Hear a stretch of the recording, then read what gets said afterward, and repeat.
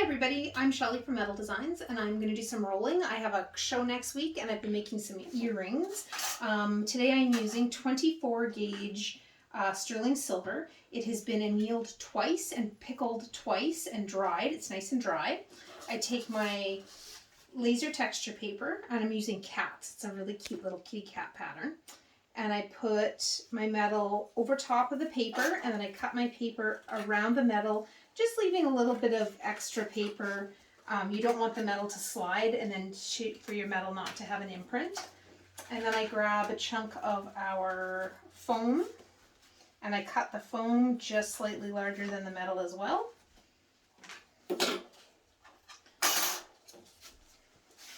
I make a sandwich. So laser paper on the bottom, annealed metal in the center, foam piece on top.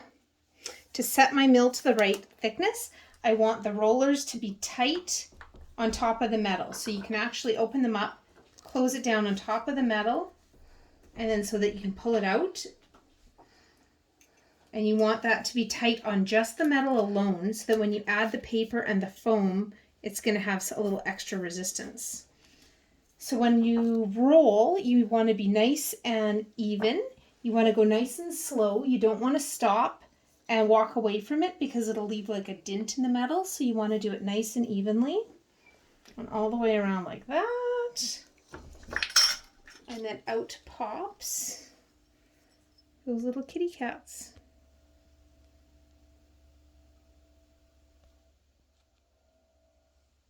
I'll do one more piece while I got you.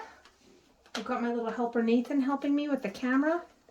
So this is our squares pattern. I think that this is a really neat geometric shape.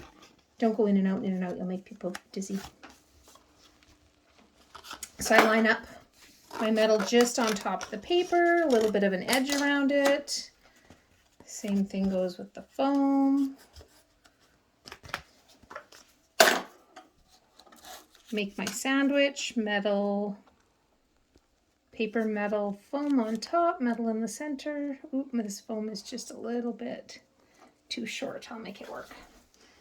And the foam gets thrown away because if you can see once the foam is used, there's nothing left to it. It's really, really smushed. Okay, so I'm gonna roll nice and evenly, nice and slow, getting all that pressure to squish the metal into the paper to leave a nice texture. It pops out the other side. You've got that nice squares paper. So to finish off my earrings, what I'm doing is I'm using my disc cutter here. I'm using the Oval Pepe Tools disc cutter, and I've kind of picked these two sizes as my favorites, the 25 by 18 and the 24 by 14. And I just feed the metal in.